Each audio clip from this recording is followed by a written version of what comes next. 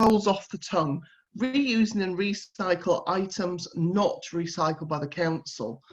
So I think that's the first thing for me to say, that this isn't about what the council takes. This is about sort of ideas of how to recycle and reuse items that they don't take. I mean, we can chat about perhaps what the council does take, but I'm not an expert on that by any means.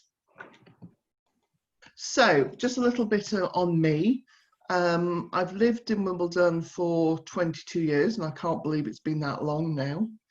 I do have a real interest in just trying to be as environmentally friendly as possible, and making lots of effort to sort of get involved in the community and do different things.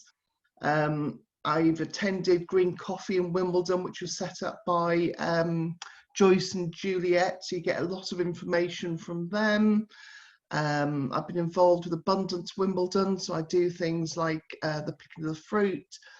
I was involved with some of the promoting of the scheme a couple of years ago. I previously worked as a business consultant, and I guess I put that in because it's sort of the reason why the document came about. Because I'm used to sort of putting information together and and so when I started identifying that sort of there was lots of information that people were asking for, then it just seemed like a good idea to create a document, because it's what I used to do. And then at the bottom I worked at the Work and Play Scrapstore. That was my summer job last year. And I've put that in again because it's a great local initiative, which seems to be fairly low key. Not a lot of people know that it's there. It's a charity. It's near St George's Hospital. Their strapline is artful reuse, and one of their main aims is to keep items out of landfill, and they apparently keep something like 50 tons out of landfill every year. And these are items donated and then collected by the members. So it's a real Aladdin's cave. It's just amazing. It's a great place to go and visit. And they get donations from all sorts of people. From Wimbledon Tennis, they had tennis balls last year. Selfridges, they do a window display, and then they've got no space to actually store it, so they donate all the items from their window display. And then you get local people like myself who just donate all sorts of bits and pieces, from paint to cardboard, material, all sorts of things. And that's one of the areas that's highlighted in the document, because they're just a great place to donate items, really. And it's just not that well known. From a recycling perspective, I've always been keen to avoid putting items into landfill. So I have bags of stuff around the house that sort of, go into various places and various people. And that's how I started identifying all these options outside of the council recycling. And I realised that people were asking me for advice. So I just started pulling the information together, and I realised from going to Green Coffee that even those people who had a real interest in trying to be environmentally friendly weren't necessarily aware of schemes. They don't seem to be that well advertised or promoted. They're sort of created, and then people almost have to sort of find them themselves. So going on to the document itself, I created initially a few years ago. And it was created as a Word document, and it was just a simple list. It's very anecdotal because it's based on my own experience. So as I mentioned, I use the scrap store a lot. I use social media to advertise things for free. things that aren't necessarily that easy to get rid of and you just don't want to put into landfill. So at the time, the document was circulated and discussed at Green Coffee. And what I sort of found from that is that it was definitely useful. There was some good ideas in there, but it's a list, it's a long list. Do people really read it? You know, it's 4 pages of text. So do people really read that? And I put only search for information you already know. It's not quite true. I think you only search for things you already know you want to find out about. So I think what I'd like this document to be more about is interesting things that you never thought about. So for 18 months, it just sort of sat there, it wasn't updated. And then a colleague or someone I know from Green Coffee said to me, what happened to that document? And I said, well, it's there. So we reviewed it and updated it again. And I realised actually it's a living document in the sense that it's one of those things that's never going to be complete because there are always going to be schemes that change. So for example, there was one I know in Scotland where they were taking mascara brushes to help, I think it was sort of small animals, whether it's sort of, I don't know, sort of little creatures that had perhaps been injured, and they were using them to sort of brush them and clean them. Their scheme was so successful that they had to shut it down because everybody was sending them mascara brushes. So it's a real living document that things can always be added to it. So at the start of lockdown, I had a long list of things to do, and one of them was this document. And I thought, if I don't do it now, I'm never going to do it. And so I got it to a point where it was reasonably complete. And then I sent it to Sustainable Merton. And that's sort of where we've got to really with it. So it's very much focused on local schemes and availability, you know, sort of places you can go to in the borough, and I guess specifically in Wimbledon, because that's where I live, so it's what you know. I've already mentioned the Work and Play Scrapstore, but I also use social media a lot. So for example, eBay, I have in the past posted plastic milk bottle tops, corks, for sale for very little, and people buy them for craft projects. This has sort of gone away as a real option because Martin Lewis, who does the financial website, he advertised that on there. So now eBay is just flooded with people selling these, and even things like toilet rolls. So I mean, you know, even if you're selling for very little, there's just so many of them. Gumtree's a good option. You can advertise things for free. Nextdoor's the same. You can advertise items for free on there. FreeCycle. FreeCycle's been about for a number of years now, and I personally tend to use it a bit less than some of the other options. Facebook is another one. Olio started off as a food sharing app, maybe as much as 5 years ago. And it's great if you sort of have things like flour or stuff that, even if it's just ever so slightly past its best before date, as long as you put that on the listing, then people seem happy to take it. Toiletries as well, that's another good one. So it's extended past just the food sharing and is now, you know, all sorts of things. So yesterday, I put a laptop bag on there, I've put a book on there because the charity shops aren't open. I perhaps have put things on there that normally I would have taken to a charity shop. I've also put a printer on there, so electricals, which are not the easiest to get rid of, they can go on Olio, and sometimes they go within an hour. It's amazing. So onto the document itself. It's a long list. It's about 80 odd lines of information. So not the most scintillating read, but it does have lots of information, useful information. It's how you get to that. So you can obviously just read it through. It's sort of one by, you know, if you've got a wet, cold day and plant yourself in front of the TV with a coffee or whatever. But I've also put filters in so you can search for information, whether perhaps it's sort of stationery, or is this a good item to put on social media? Is it in Wimbledon? Is it certain shops? So for example, like Ryman's recycle the pens, I think it is.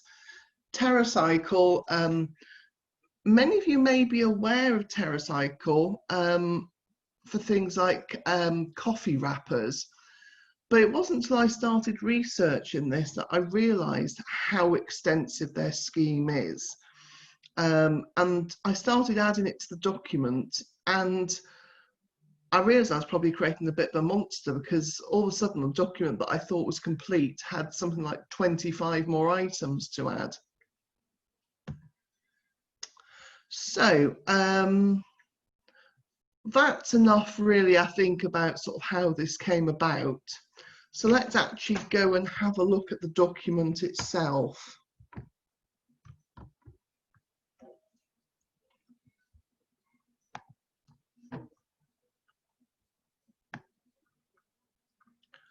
So there's an introduction worksheet, and this was really put in here for perhaps people seeing the document for the first time, and its key purpose is to reduce the number of items put into landfill.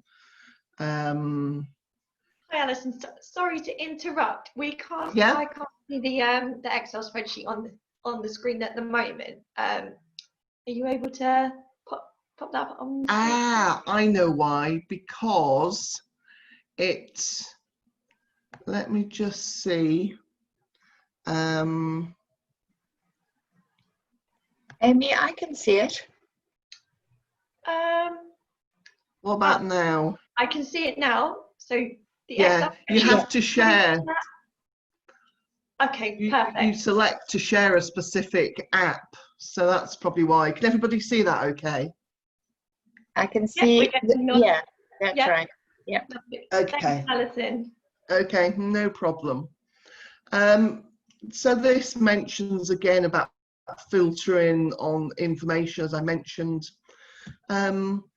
It's as accurate and up to date as it can be. However, as I mentioned, it is a living document and schemes do change. It's focused on the Wimbledon and Merton area. Where they're national schemes, we obviously mention, or I mentioned that as well. I talk about the Work and Play Scrapstore, and then I talk about social media. This is all sort of the, you know, what I've used. So I've tried to make it less anecdotal, but it is based on my own personal experience. Okay, so let's start then by looking through the document. So here we have, list the items. I've given them categories. So by doing that, it means that we can search for various items. So for example, I can search for cosmetics, makeup, toiletries. Then there are shops or organisations. So you can see there that I've got charity. So, you know, which charities will take electrical items, that sort of thing. Social media. This is not really to say that the others don't necessarily take social media, but some things go well on social media. So you can see down here that bubble wrap and jiffy bags and envelopes. I regularly see people asking for bubble wrap because they're moving, and I've regularly posted with jiffy bags and envelopes to give away. So people are always quite keen for these. And then locations. So So again, a lot of these are around Wimbledon. Where there are other locations such as Guildford, etc., I think that's probably more about TerraCycle, which I'll come on to as we go through some of the examples. So let's look then at, I was going to start with toiletries. So I've got it under cosmetics. So cosmetics and toiletries are quite a difficult one because it's personal items. People have used them on their skin, then often for health and hygiene reasons, you're going to struggle to get rid of them. Makeup is a really difficult one. The only thing I've really seen advertised on Oleo is nail varnish. I think that's one that people feel happier to collect. Toiletries, again, they can be posted on Oleo. I've given away, I regularly buy far more hair conditioning and various potions than I need. So I've given away regularly on Oleo. I've also got a friend who works the drop-in centre, Salvation Army on Kingston Road, and I've given her things like shampoo and stuff for people there. I've seen somebody on Nextdoor. I think there's a lady on there who actually collects for a refuge, women escaping domestic abuse, and there's also a lady who does it for homeless people. And then there's another one on Facebook called Team Lovelight, and they also seem to collect toiletries. I'm not entirely sure what group they're focused on, but they seem to collect an awful lot of stuff on there. And I think donations are taken at the Big Yellow Storage Company down on the way towards Morden. So that's cosmetics. I thought we could then look at electrical, which is another item that's difficult to get rid of. I think probably because they need to be pack tested. I know in the past I've taken toasters or kettles, I think, to Farah, which was in Wimbledon. But I think they've now actually gone. The other thing I wanted to highlight here, and again, this is something I've mentioned at Green Coffee, is that there are places or events actually called recycle parties, which are run by the Restart Project, and they teach you how to repair items. I haven't been to one, but I keep meaning to go, and they were running every 3 months. And if, for example, your sewing machine isn't working, then you can go along and sort of, see about the setup of it. Or if your toaster isn't working, then they'll help you to have a look at it. The other thing I do regularly is, because my street is a cut-through street, I put items sometimes on the wall with a sign saying, please take me. If it's white goods, then often you get scrap metal merchants, and they sometimes tour the streets looking for items. So I've put old ovens, an old fridge, I think, in the front garden. And if you put a sign saying, please take me, then everything I've ever put out there has gone. Computers, funny enough, I'm going to have to do this myself now because I've got a new laptop. And there are numerous places you can recycle or donate them. They're often going to places like Africa or whatever. But again, places like, if it's not worth much, if it's a very old laptop, then Oleo may accept it. And I see here that I found a place called wecharity.co.uk, which will happily take them. So there's always somebody who will take these items. Mobile phones, I find these sell so well on eBay. Even places like Music Magpie, they'll take it, but you don't get much of a price for them. And again, there's, you know, charities will often take them. Things like light bulbs, these are taken by Robert Dyers. They don't seem to advertise it very much. Whenever I've been there, there's no box. They just sort of take it behind the till. Battery is probably one that most of us know about. Videotapes and audio tapes. This is an interesting one. Until I worked at the scrap store, I thought there was no way of getting rid of these. People have talked about putting them up to scare the, you know, taking the tape out and using it to wrap plants to bamboo stakes or whatever, but it's a lot of effort. But people seem to use them for craft projects. So the scrap store was taking them. I don't know if they still are. I know they're not accepting donations at the moment because of the lockdown. But that's another one that people seem to struggle to get rid of. Printer cartridges, perhaps one that many of us are aware. And as you can see there, Sustainable Merton has a little envelope where we can send it off, and they get the benefit from the printer cartridges. So let's have a look then at a different filter. Let's have a look at location. So perhaps let's have a look at Wimbledon.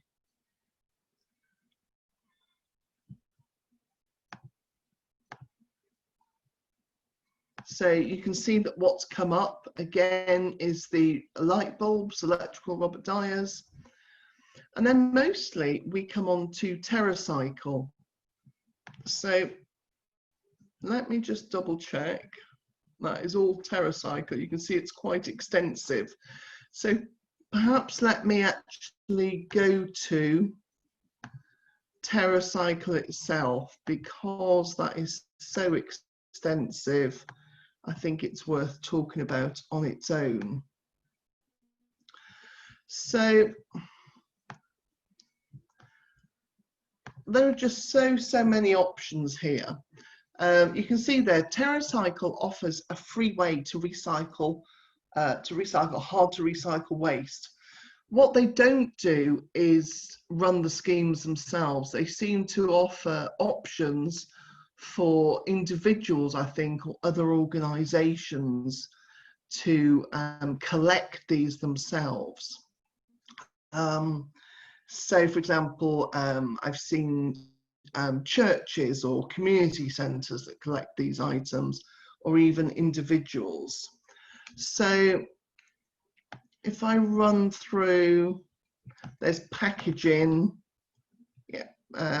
baby food pouches and snack packets.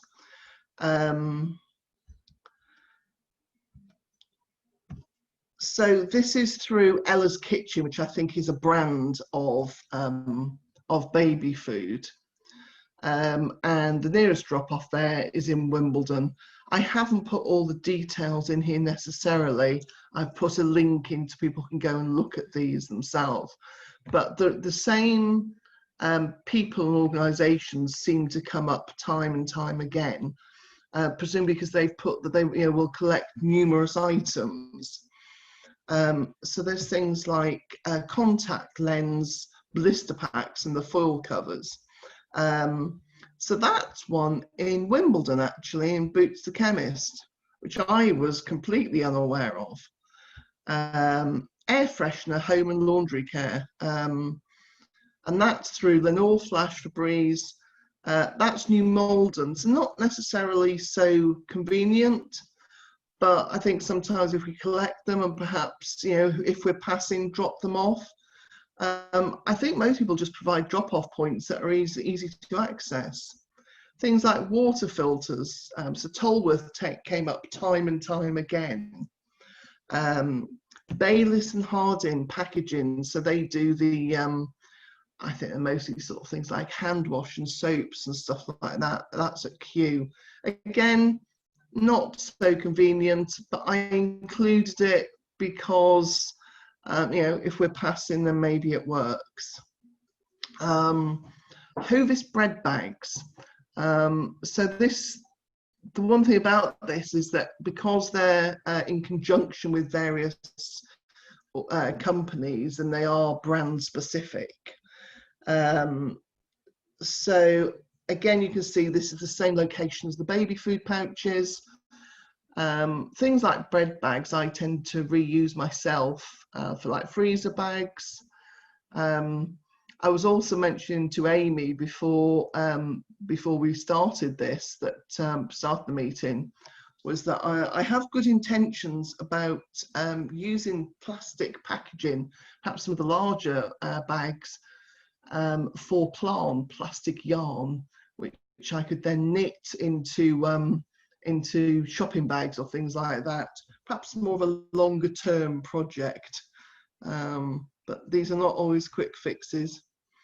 So then we've got Burt's Bees personal care. Burt's Bees omelettes. I wonder if that's a typo. Seems a bit strange. I think that's a typo. Carex, Colgate. So I'm running through this fairly quickly now, because perhaps we're getting a bit short of time, I don't know. But just to show you how extensive the TerraCycle scheme is, I had no idea that there was so much of this. And like I say, when I started adding it to the document, I really did think, am I creating a monster here? I know probably, I think Joyce takes, Juliet takes coffee wrappers up to a place in Wimbledon Village, and they came up time and time again for different items, crisp packets. That's something I think was advertised a bit more. So Amy, what do you want me to do now? Do you want me to carry on? Are there any specific areas that people want me to go through? What would you like to do? Perhaps while we have the document up, we can just sort of go over to any questions from everybody, because you really went through it in great detail there. Thank you, Alyson, again, for all the work you've done on this. I knew TerraCycle offered quite a few different collections, but that list is great. Incredible. It's incredible, yeah. Isn't it? I had no idea. Like I say, I almost regretted opening up the can of worms of adding it to this document. No, it needs to be in there. It's great to have it sort of all in one place. And thank you as well for mentioning the recycling printer cartridges, because you can do that through Recycle for Charity, and then the money does go straight to Sustainable Merton. I'll share a link. Okay. I'll share a link. We have that. You can pay me later. Thank you, Alyson. I didn't force you to do that. So I'll stop talking, because I'm sure lots of you have got questions. I can see, Carol, you do straight away. So right, I've still got the shared screen up. Is that meant to be up? Perhaps actually, Alyson, yeah, if you do, are you able to stop sharing for a minute? That might be tricky for us to all see each other otherwise. Yeah, okay. That's okay. Right. Is that stopped? I collect lots of things for TerraCycle. I've got all these things that I collect in bags for TerraCycle. Now, I hadn't been over there recently. I wasn't sure if it was on, during the COVID, during the lockdown. I do find it sometimes difficult, that TerraCycle website, to check who saves what. So I emailed the fire station, where I would normally take everything, and I got an email back saying, oh, it's now the wrong email address. It should go to Bat Rescue, because they give their money, some of the money, to fire brigade charities. Sorry, you're breaking up a bit, Carol. Sorry, I can't hear her. Sorry, is that better? Up for everybody. Can you hear me now? I'll try again. They give their money to the fire brigade charities and also Bat Rescue. I don't know why, Bat Rescue. And they told me, he emailed me, and he said, in future I should write to Bat Rescue, no longer to the number I had. But I wrote to him again, and I wrote it to Bat Rescue and said, can they send me a list of what they collect? Because it's not definite what they still collect. And have you been in touch with TerraCycle at Wimbledon? No. Can I just let you know, you mentioned that Tolworth came up as a TerraCycle point, and that's me. Sunray, yes, I recognise the name. Lovely to see you. My little one's sort of napping at the moment. So it is very complicated on the website to actually find out where things are and who actually collects them. And I spoke to the schools, the group, a few of you on the group here the other day about setting up collection points in the schools. So that's kind of like something that's going to be in the pipeline. And obviously, I don't know what's happening with New Malden Station, what streams they are collecting there and that sort of thing. So we can certainly kind of help out, or, I mean, Cherry Barrow is the one who's in West Wimbledon. She's got a bin there at the school. So you could always contact her via this group to find out when you can drop off to her. And if you've got any larger amounts, then we can kind of work out how to get those off to the right place. That would be really helpful, because I find it changes over the fire station. The last time I went, the person who dealt with it had just left, and you wasn't sure if the others wanted to carry on with it. And it's also very difficult to park over there. Yes, it is. Is it B&Q Probably car park? B&Q, yeah. Then the Curry's car park. You're worried. You're not meant to park there, whether anyone's looking. I find it very... And also, I feel I'm using a lot of petrol. Is it worth it, to get there? Well, that's the thing, is I'm trying to encourage the people that collect for us to have their collection points at their place and to pack the stuff up where they are. One of the things with TerraCycle is now they are doing minimum donations, so you have to have 8 kilograms of crisp packets, and that's an awful lot of crisp packets to jam into boxes and store. So it's not the easiest of things, but there are easier schemes to do. So it could be working with certain groups and charities to kind of have those collection bins, different shops, different communities, different schools, different scout groups or things like that, and then sharing what you've collected with each one, and then one of you sending one stream off, rather than all trying to collect all one thing all at one point. But your list is absolutely amazing, and I want to help you kind of make it a little bit more with some of the information I've picked up as well. That would be excellent. That would be excellent. And you're right, it took a long... I mean, I like I say, I went to TerraCycle thinking, I can have 3 or 4 things. Yeah, and I 25. Yeah, 30. It was literally 25, even more. And it wasn't that easy to find. And I did really have to sort of force myself to wade through it. So at least I guess it's probably more than the starting point in this document. It's a reasonable amount of information, and it sort of does highlight the local options, which is not to say that it's complete, because as I mentioned before, it is a living document. Yeah. So yes, if you want to sort of work together to update this, more than happy to do that. Certainly, and we've got a group of volunteers which are TerraCycle volunteers that we've got a group. So sometimes I don't know something, so you just post something on that page, and then they come back with, yes, that's accepted, no, that's not, or put it in this scheme because you get more for that scheme rather than in the other scheme. Okay. So it's kind of value for money for the charities, and helps you out kind of like in your, what do I put in this box? Exactly. Yeah. Well, there was just so much there. I knew about the coffee packs and crisps, and I just think people don't know, sort of there some people who know sort of probably quite a lot about sort of all sorts of recycling options, but there's just so much information out there that is not known, and really that's how this document came about. Yeah. Thank you for that insight, Sandra, into the TerraCycle scheme.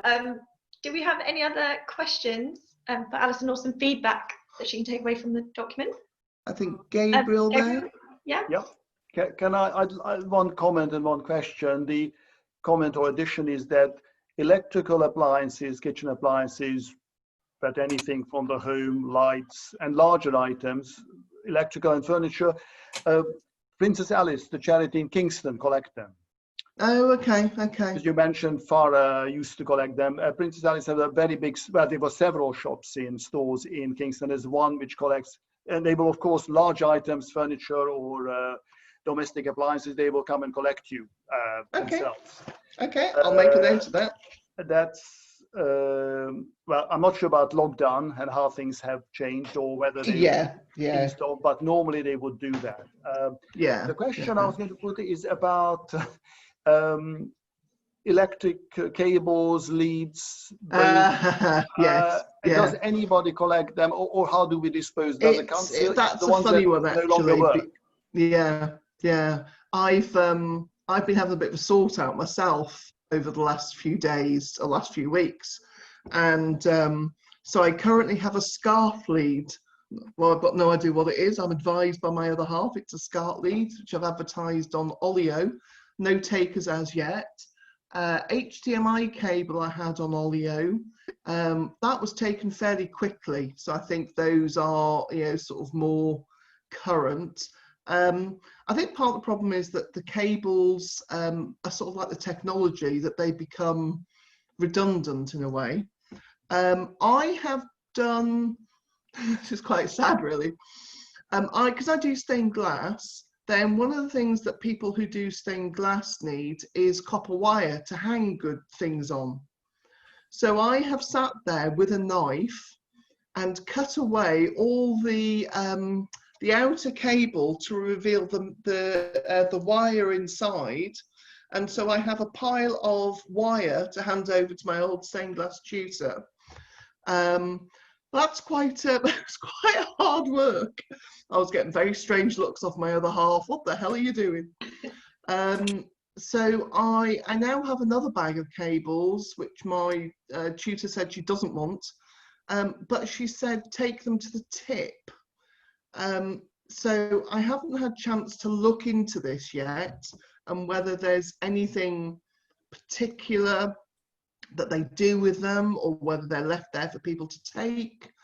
And the other thing I need to do is go through it and just understand what's there. So I've seen a telephone cable on Olio, and that sat there for a good few days, because of course people aren't really using landlines like they used to. So, there's not the need for the telephone cable. So, again, not one of the easiest to reuse. That's about as far as I've got with it. So if you fancy sitting there with a knife, wire stripping. They do a little gadget that you can buy on eBay for about £20 that will strip your wires down. One of those. But the wires would go in the electrical dump to stuff, because that's what will happen to it. Eventually it will be sent to whichever area, and then it will be taken apart, stripped down, and all the metals would be taken out and reused, hopefully. Oh, okay. Because one of the ideas of me sort of coming in was to kind of find out if there was any more knowledge of what actually happens via the Merton thing, but obviously you're not about what what Merton collects, which is similar to what Kingston collects actually. So I was kind of listening in on that sort of thing, but a lot of stuff that you've kind of put is sort of like the interesting stuff of people always asking me how to get rid of videotapes, CD packaging and that kind of thing, and also the pharmaceutical stuff is always something that comes up on our Facebook page, which I don't know the answer to. It's kind of like, we'll ask for the pharmacist to take them, but then they come back and say the pharmacy won't take them, and they have to then put them in the landfill. So it's just getting the knowledge out there of the schemes and the places that will take it, rather than the places that don't. I will add cables to the list. It was something I'd had planned to do. The other one that often comes up is plastics, and it is in the document a little bit. I can't remember. One of the things I do is the wrapping that you get when you take clothes to be dry cleaned, and you get a suit returned and it's got plastic wrapping around it. So the local college, they take that for people who are doing work with clay or sculptures, and they put them over the sculptures to keep them, to stop them cracking and drying out. So that was quite a good one. And obviously that's sort of very dependent on whether the local college does want to take that. So, Gabriel, did that answer your question on cables? Sorry, I moved on. Yeah, absolutely. I wasn't sure whether the council dump will take electrical cables. Some councils have, you know, special collection points on streets, or used to have them. Certainly Central London, Camden had them, and then they disappeared. And then some libraries in Richmond, for example, I used to live in Richmond, they would not take them, but the entire hamlets where I used to work, they would take cables as part of electrical. So I wasn't sure about Merton. So presumably from what you said, we just take it down to the dump, basically. I mean, these are cables and leads which are already, and plugs that no longer work. Thanks. I've just got my eye on the time there. Alyson, are you happy to just take a question from Louisella there? I can see. Yeah, absolutely. If anyone does have to leave, I know we're at 1:45, please do. But Alyson, if you're happy to just answer. Yeah, sure, no problem. I'll be very quick. Louisella. Hello, hi.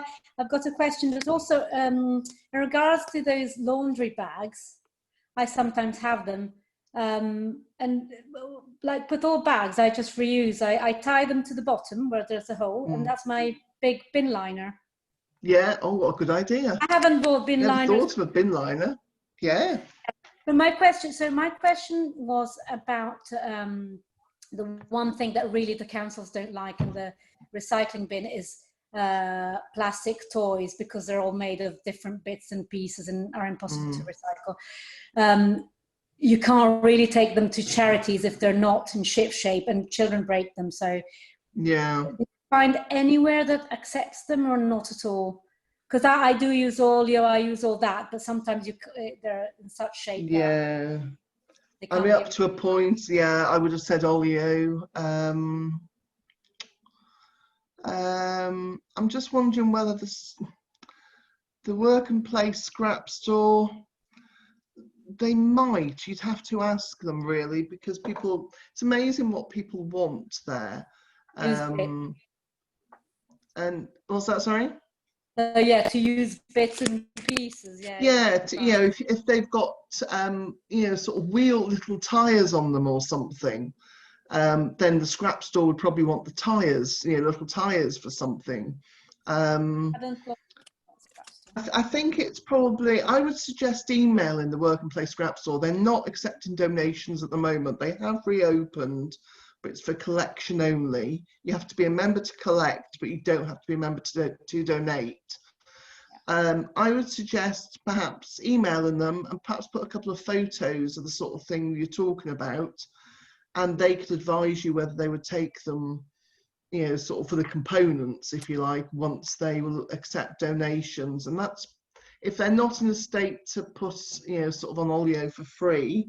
The other thing you could do is if you live in a sort of walk-through area, perhaps sort of put them on your front wall and just see if people take them. Yes, we do that, but bit picky in my. It's not. It's just the residents really. So. Yeah, I found that when you were talking about oleo is the best one for me. I've given all sorts of oleo, but the toys is the one thing that it's unshiftable. Okay, yeah. I mean, I've probably put about 25 items in oleo in the last sort of month or so, and some of it's gone within 10 seconds of me listing it. Oh yeah, I've been putting the takeaway Tupperwares, and they all go. I give those to my friend who works at the drop-in centre, because they take them for sort of putting the food in, because they don't have that sort of food at the food bank, but they do at the drop-in centre.